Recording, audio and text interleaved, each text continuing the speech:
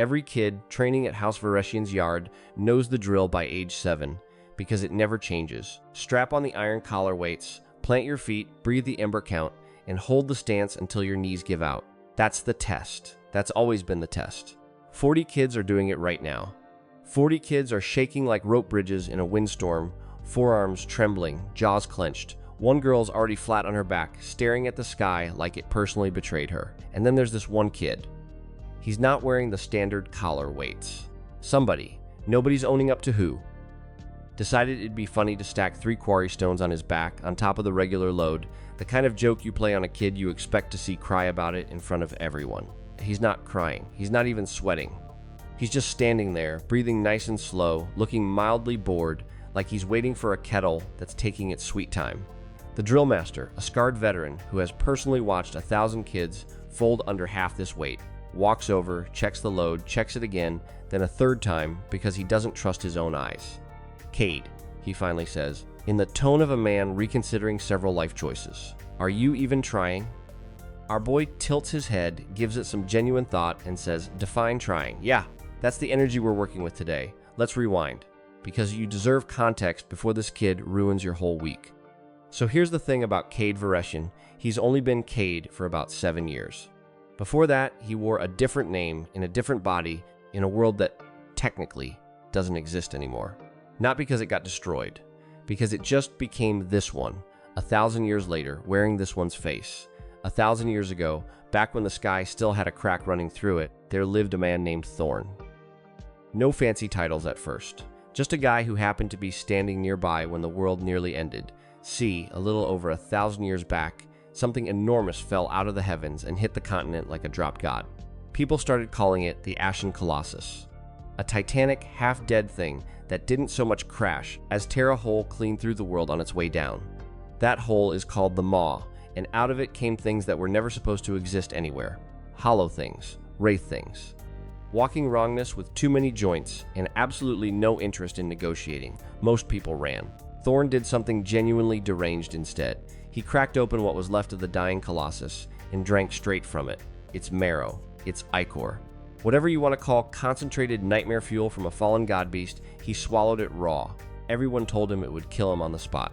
It nearly did. But it also handed him enough raw power to slam the maw shut with his bare hands and hold the seal in place with his own body until it finished, changing him into something the history books didn't have a category for yet. That's how House Vessian started. Thorne didn't found a kingdom. He founded a guard post, and every drop of his bloodline since has been drafted into guarding it, whether they liked it or not. He got old, he got tired. Eventually he just died, properly. Of age, of a full life, the single most anticlimactic ending a legend could ask for. That should have been the end of it. It wasn't. He opens his eyes again 1,000 years later, and the first thing he registers is that everything is enormous. The second thing he registers is that he can't lift his own head. The third thing, and this one takes an embarrassingly long beat, is that he is in fact a baby. Thorne, first cinder sealant of the Maw, personal terror of a fallen god, is lying in a nursery crib next to a dozen other screaming infants, and it takes him a solid minute of internal screaming to accept that. Cool, fine. Great start to round 2. He does the smart thing and just observes. Same crest stitched into every blanket he can see. Same iron and ash architecture he remembers personally commissioning, just weathered by 10 centuries of use. Conclusion. He's back in House Vessian somehow, some way nobody bothered explaining to him, and he's not about to demand answers from a room full of drooling newborns. That's when the attendants wheel in the cart, grim-faced women in house colors, pushing a trolley with a shallow silver basin of something thick and dark red that catches the torchlight wrong. Too still, too heavy, moving like it's thinking about it. Bolted to the side of the cart is a small cage holding a retchling, all teeth and worse attitude clearly present against its will. They force-feed the creature a full dose. It shrieks once. A sound Thorne's old battlefield instincts file instantly under creature in agonizing pain, and then it isn't a creature anymore. Just a small drift of ash where a very bad decision used to be. Calibration test. Cute. They're checking the batch's potency before handing it to a room full of infants, which, said out loud, is somehow both extremely responsible and completely deranged. Then the attendants start working down the row of cribs, and Thorne puts it together half a second before his own bowl arrives. This isn't milk. This is ash marrow, the Colossus's own blood. diluted, but nowhere near diluted enough that a baby should be drinking it. This is the kindling rite. He remembers designing this exact screening process himself. He just never expected to be sitting on the receiving end of it. Every instinct in his very new, very fragile body screams the same order every other infant in the room is currently obeying. Spit it out. Now, before you go the way of the retchling, Thorne considers this for exactly one baby-sized heartbeat, then, politely, internally tells his own instincts to sit down and wait their turn. He spent his entire first life clawing his way to power the slow way. Decades of grinding effort, a body built one brutal training session at a time, never handed anything for free.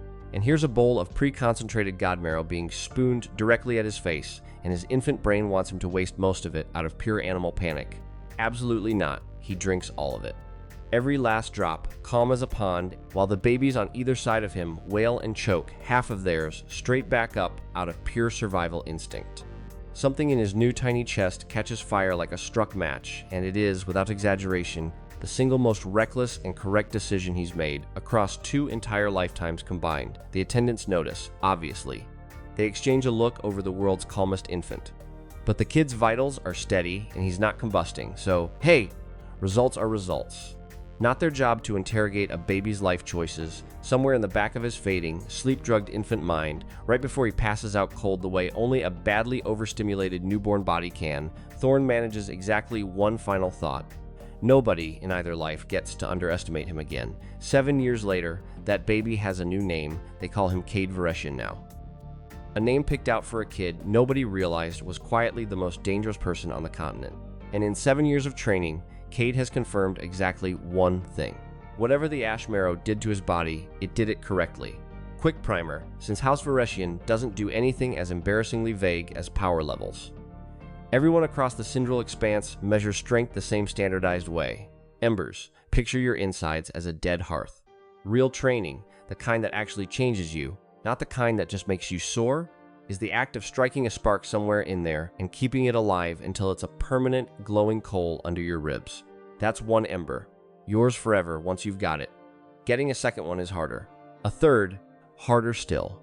Across the full 1,000 years since Thorne sealed the maw, 4 embers is a wall almost nobody's ever punched cleanly through.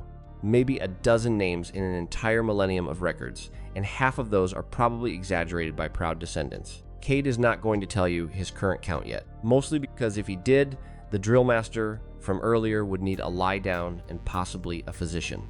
Let's just say it's not a single digit and leave it there for now. We'll get there. Here's the part that actually has a heartbeat in it, though. Katie wasn't reborn alone this time.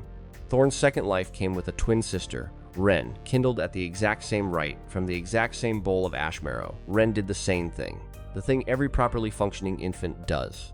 She spat most of hers back up. She's got one ember. Maybe on a very good day, the beginnings of a second. In a family that treats one ember as a mild disappointment, and anything less as a liability best not discussed at dinner, that number makes her a target for every relative who ranks bloodline worth like its livestock at auction. Their mother, Lady Sarah, didn't live to see either of them turn 5. A wasting illness, officially, the kind nobody in House Vessian asked a second question about out loud. Before she went, she asked her son for exactly one thing, and it wasn't power, and it wasn't vengeance, even though, spoiler, he's going to end up owing the world a helping of both eventually. She asked him to keep Ren safe. In a house that worships strength and quietly discards whatever doesn't measure up, that's not a small ask. That's a full-time, unpaid, undisclosed second job. Their father, Warden Lord Aldrich Vessian, is technically still alive, still head of the family, and roughly as emotionally available as a load-bearing wall, which, in this particular house, might genuinely be a survival strategy. We'll circle back to him. He's got a whole thing going on. So here's Cade's actual daily routine, minus the parts that make good training montage footage. Mornings, brutal drills designed for prodigies twice his age, breeze through like a light stretch. Afternoons, quietly funneling real technique to Ren that the official tutors won't waste on a one-ember kid, smuggled in disguised as games. Evenings, politely declining to explain to extended family what exactly is wrong with him. It's not a bad life. It's just a loud one if you happen to be the only person in the house who can actually hear how loud it is. Take last night, for instance, since it's a decent snapshot of what keeping Ren safe actually looks like day to day. Once you strip away the funeral vow and get down to the boring, repetitive work of it. Officially, Ren's tutoring sessions end at sundown. Unofficially, Cade waits until the household settles, slips through a gap in the East Garden hedge he widened himself 2 years ago for exactly this purpose, and finds her right where she always is. Sitting cross-legged by the old fountain, alone, running through the same breathing pattern the family tutors gave up correcting weeks ago. "You're still doing it wrong," Cade says, dropping down across from her without waiting to be invited, the way only a twin can get away with. "I'm doing it exactly how they taught me. That's the problem." He doesn't smile when he says it. The humor that's been running underneath basically every other conversation today just isn't in the room right now. They're teaching you to hold the breath still, like it's a jar you're not supposed to spill. That works fine, once you've already got enough ember force sloshing around in there to spare. You don't, not yet. You need to move it while you breathe, not just sit on it. Nobody taught you that. No, he agrees. I figured it out myself. Hold still. He doesn't explain where myself comes from, and she's stopped asking, the same way she stopped asking why her brother sometimes goes quiet and distant, in a way no 7-year-old should know how to go quiet. She just breathes when he tells her to breathe, and lets him guide something invisible through her chest with a patience he doesn't extend to a single other living person on the entire continent. It doesn't fix anything tonight. One ember is still one ember, but something in her breathing catches differently. By the end, steadier, like a door that finally stops sticking in its frame. And when she looks up at him, there's a flicker of something in her face that she's careful never to let anyone else see. "You're going to get caught sneaking me real technique eventually," she tells him. "Let them catch me." He says it like a fact, not a boast. "Nobody in this house gets to decide you're not worth the effort. I already decided." That's the end of the discussion. It's the only promise he's made across either of his 2 lives that he's never once considered breaking. Speaking of loud, Cade's favorite training method, strictly unofficial and strictly not endorsed by anyone with a teaching license, involves walking into the poison-choked woodland bordering the estate and eating things that would drop a grown warden blood inside a minute. Look, it worked in his first life. He's not rebuilding a winning formula from scratch just because he's currently 3 feet tall and missing several baby teeth. It's on one of these totally not recommended field trips that he runs face first into a tuskback. A boar easily 4 times his size, tusks like a pair of harvesting scythes, and something else riding along with it. A thin, oily black mist curling off its hide like smoke that's forgotten which direction is up.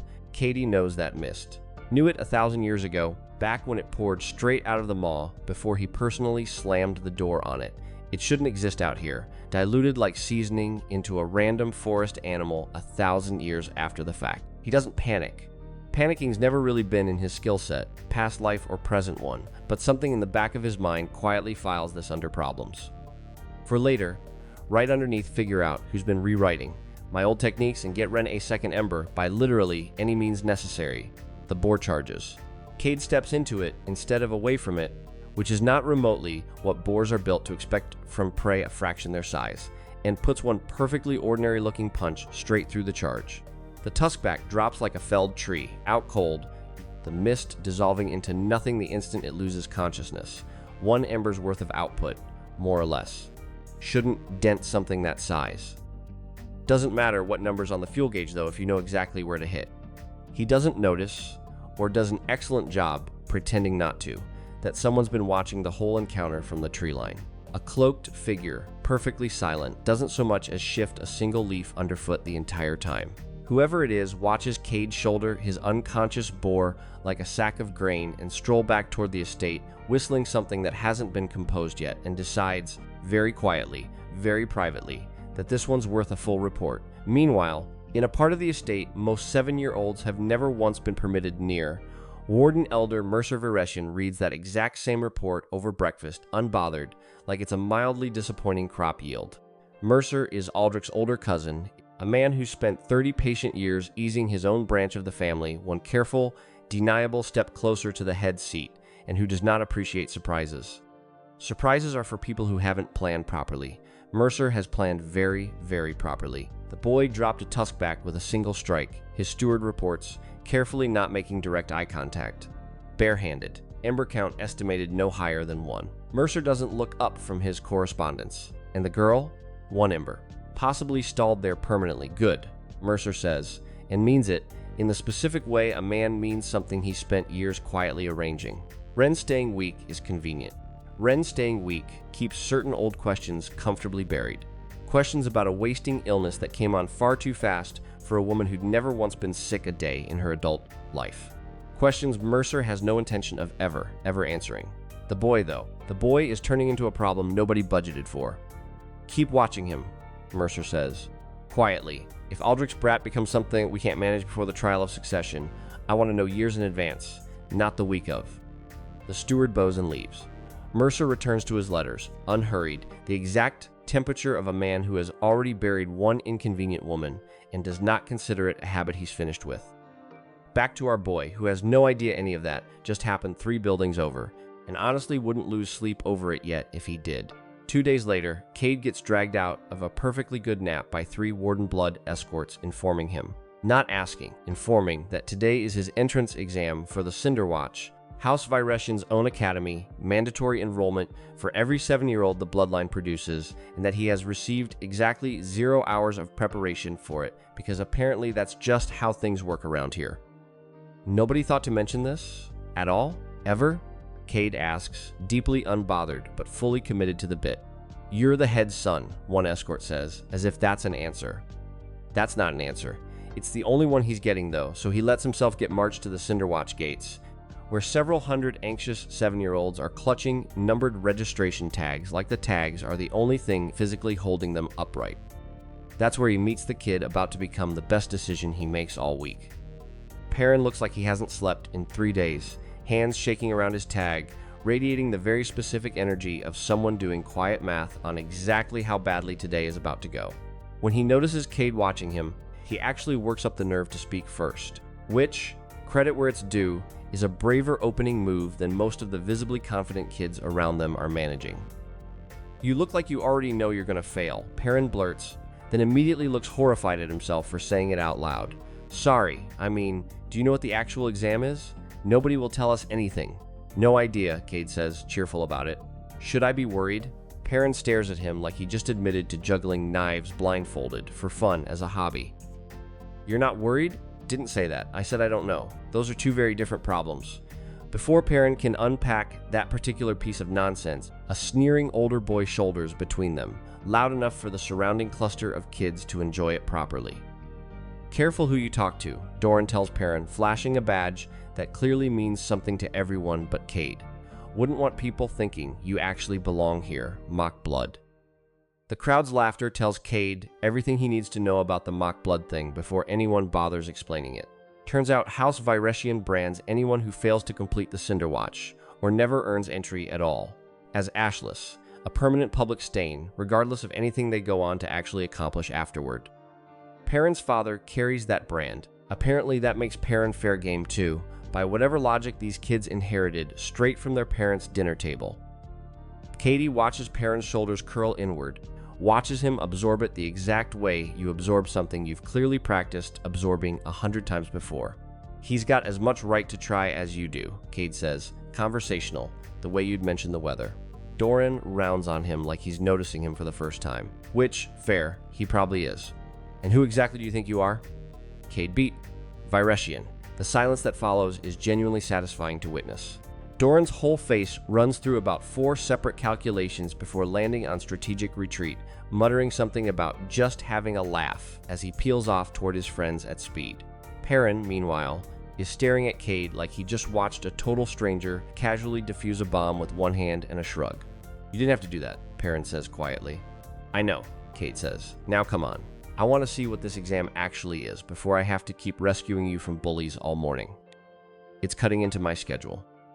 Perrin, against every instinct telling him this new kid is either unhinged or dangerous or both, decides he likes him anyway. The first and, they're told, possibly only, trial is refreshingly simple on paper. Scratch the kindling stone.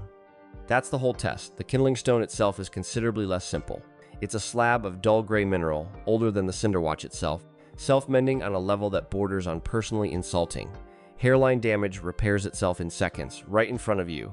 And worse, any strike thrown with pure muscle gets reflected straight back at the striker, amplified. Weapons optional. Bare hands allowed. 3 attempts, no more, no refunds. You need Ember Force actually circulating through the strike, Perrin explains, wringing his hands raw. Not just strength. If you just swing at it, you bounce, Cade finishes. Got it. Perrin gives him a look like that explanation took him 3 full years of family tutoring to internalize, and Cade absorbed the entire concept in 4 words purely out of spite. The exam line grinds forward. Most of the noble-blooded kids manage a scratch on their 2nd or 3rd attempt, technique clearly drilled into them practically since birth, including, begrudgingly, Doran, who scratches the stone and turns to smirk at Perrin like it's supposed to mean something personal. Then it's Katie's turn, and when the examiner asks what weapon he'd like, Katie says, "None, thanks," and the whole line goes quiet in that very specific way a crowd goes quiet right before someone's about to get humiliated in public. According to everyone standing there except Cade, he studies the stone for exactly 3 seconds, long enough to clock that this particular mineral is ancient, older than anything he handled in his first life, a genuinely fun little puzzle, and then puts his entire open palm straight through it. Not a scratch, not a dent. The kindling stone splits clean in half, with a crack that echoes off the surrounding walls, and for a solid 2 seconds, nobody in the yard remembers how breathing works. The examiner, a weathered 4-ember veteran who's personally overseen this exact test for a decade, stares at the wreckage, then at Cade, then does some very visible internal math about which powerful house might quietly have an illegitimate son wandering around unsupervised, because that theory somehow makes more sense to him than the alternative currently standing in front of him. Cade's reward is a small green vial, handed over with the exact level of caution you'd use handing something dangerous to a 7-year-old you don't fully trust with it. "That's an elder's draught," Perrin whispers, reverent, once they're a safe distance away. "Healing potion. My whole village couldn't afford one between all of us if we sold literally everything we own. Men's old wounds and fresh ones both, and it bumps your ember reserve up a notch while it's at it." "Huh," Cade says, pocketing it like it's a moderately interesting rock he found. Perrin makes a small, wounded noise on behalf of household economics everywhere. Then it's Perrin's turn, and the whole yard's mood shifts. He steps up with a borrowed sword, swings with everything he's got, and gets bounced clean backward onto the ground for his trouble, the stone basically laughing at him in mineral form. Doran's already narrating the failure to his friends, before Perrin's even back on his feet. 2nd attempt, same result, slightly harder landing this time. 3rd attempt left, and Perrin's hands are shaking so badly he can barely close them around the hilt. "Switch to a spear," Cade says. Perrin blinks at him. "I've never even held a spear in my life." "Doesn't matter. The sword wants finesse you haven't drilled yet. A spear just wants you to commit and trust the thrust. You've already got the second half of that. I've watched you flinch through an entire morning of bullying without once actually backing down. That's commitment, right there. You've just been aiming it at the wrong things." It is, on reflection, possibly the kindest thing anyone said to Perrin all year, delivered with all the warmth of someone reading a grocery list out loud. Perrin takes the borrowed spear with hands that are now shaking for an entirely different reason. "Just thrust straight," Cade says. "Don't think about the stone. Think about the point going through it and out the other side." Perrin sets his feet. Somewhere behind him, Doran's already smirking at whatever he assumes is coming next. Perrin ignores every bit of it, plants himself, and drives the spear forward with everything that 7 years of being told he doesn't belong here has quietly built up inside him. The spear doesn't scratch the kindling stone. It goes straight through, clean out the other side, and the entire yard goes dead silent for the 2nd time in one morning. Perrin stares at his own hands like he's never met them before in his life. Then he's laughing and crying at the same time, doing both extremely badly, and Cade's grinning like he just watched a personal investment pay off spectacularly. Doran's mouth is doing a fairly convincing impression of a beached fish. "Told you," Cade says. "Commitment. You had it in you this whole time." Somewhere in the crowd, whispers start up about the mock blood who just outperformed half the noble line on his last attempt, and about the new kid standing next to him, apparently splitting ancient minerals as a personal hobby. The entrance ceremony that follows is exactly as long and exactly as forgettable as every entrance ceremony in recorded history, right up until Warden Lord Aldrich Vessian himself steps forward to address the new intake. Cade studies his own father with the polite curiosity of a stranger sizing up a stranger, because that's more or less exactly what this is. Aldrich doesn't smile. Aldrich doesn't really do a facial expression so much as maintain one. Gray, heavy, like a man permanently carrying something nobody else in the room can actually see the weight of. Man looks like his breakfast personally betrayed him, Cade mutters. Perrin makes a strangled noise and physically elbows him. That's the Warden Lord. Please, please, stop talking. Cade doesn't stop talking, but he does lower the volume, which he considers a generous compromise under the circumstances. After the speech, legacy, sacrifice, the weight of the ember, forgettable in precisely the way every official speech is forgettable. A Warden Elder announces dorm assignments. 4 halls: Cinderatch, Ashwind, Duskgate, Emberhold. Cade gets called for Cinderatch. Perrin, 1 beat later, gets called for the exact same hall. Small mercies, Perrin says, visibly relieved he won't have to survive this entire place without at least one familiar disaster nearby at all times. Cade's assigned roommate turns out to be a quiet kid named Joran, who takes one look at Cade's reputation, already spreading faster than actual sound should physically be allowed to travel, and decides the smartest available move is enthusiastic, uncomplicated friendliness, no questions asked. Smart kid. Correctly assess the situation. That night, half listening to Joran explain the mess hall schedule for the 4th time, Cade runs through the day's mandatory breathing drill out of pure habit, the standard one, taught to literally every Cinderwatch student on day 1, supposedly ancient, supposedly untouchable, handed down like scripture. It's his. Obviously, it's his. He wrote the bones of this exact technique 1,000 years ago, back when the full version let him pull Ember Force straight from open air mid-stride, instead of standing there like a garden statue doing it. Someone gutted the moving part clean out, simplified it down to something anyone could learn in an afternoon, and left this husk behind for children to memorize by rote fine. Smart move, honestly. Democratizing it probably saved 100 lives worth of raw talent that would have otherwise burned out trying to learn a version built for someone twice their bloodline's personal monstrosity. But somebody did that. Somebody who understood the original technique intimately enough to simplify it without breaking it. Generations after Thorne died with the complete version locked away in his own skull and nowhere else. The historical records, when he finally bothers checking them properly, credit the refinement to somebody listed only as the 11th Warden. No first name on file, no portrait, nothing except a growing list of techniques quietly attributed to a person who, as far as Cade can tell, absolutely should not have had access to information that specific. He files that mystery right next to the mist-covered tuskback and Mercer's suspiciously convenient silence on family politics. Growing list. He's had it less than a week, and it's already 3 items deep. Word about the kindling stone travels fast, apparently, because 2 days into term, Cade's minding his own business at dinner when a girl about his age plants both hands flat on the table across from him like she's about to formally declare war on his soup. You're the one who broke the entrance stone barehanded. Not a question. Cade decides to answer it like one anyway. Depends who's asking Ryan. House Corvain. She says it like it should mean something, and judging by the way half the mess hall has gone quiet and started very studiously not staring, it does. I want to know exactly how strong you actually are. Because everyone's treating it like a rumor, and I don't operate on assumptions. She studies him with the exact posture of someone running a formal threat assessment on a bowl of soup. House Corvain doesn't send its daughters into great house alliances to win anything. We're sent to be won, handed over like a signed contract.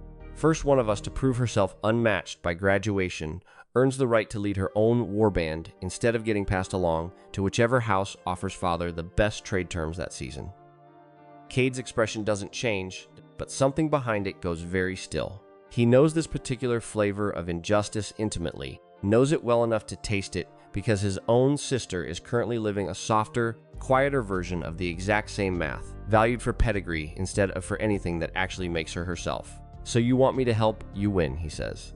I want you to spar with me, properly, no holding back, beat. I'm not asking you to serve me, if that's the actual concern here. I don't collect subordinates. I collect proof. Good, Cade says, because I don't serve anybody, ever. I'm the strongest person you'll meet at this school, possibly the strongest person you'll meet, period. And I don't need allies to confirm that math for me. The mess hall's gone properly, thoroughly silent now, the specific silence of 40 children mentally preparing snacks for a show. Ryan's smile is sharp enough to require a warning label. Then prove it. Training grounds. Now. Word travels through the Cinderwatch faster than any official announcement has ever managed in the history of the institution.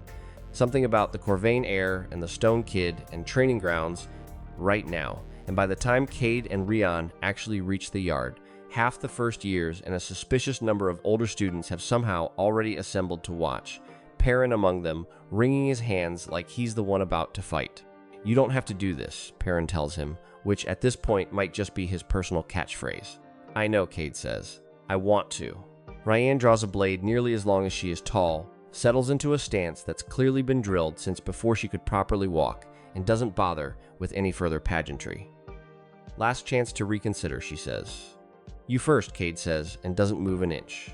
She closes the distance fast enough to blur, sword already arcing toward him with a speed that would put most fully grown Warden Bloods on the back foot. And Cade steps aside from it like he's dodging a low-hanging branch on a stroll, hands still loose at his sides. The crowd's murmur spikes. Rian's expression doesn't so much as flicker. She resets and comes again, faster, sharper, actually forcing rhythm into it this time. Cade dodges that one too, and the one after it, and the one after that, offering commentary the entire time like he's narrating someone else's fight for the folks in the back. "You telegraphed the reset on your back foot," he mentions, weaving under a strike that should, by any reasonable measure, have taken his head clean off. Small thing. A real veteran would still catch it, though. "I'm not interested in feedback," Rian snaps, and pours something new into her next swing. The air around her blade actually crackling now, a faint blue-white charge licking up the metal like the weapon's developed opinions of its own. Cade's grin sharpens. "Oh, now we're talking." We've reached the end of part 1. If you made it this far and enjoyed the story, go ahead and leave your like to support the channel. Don't forget to subscribe, so comment part 2 below so I can bring you the continuation. If we get more than 10 comments, I'll release the next part for you all. See you in the next video.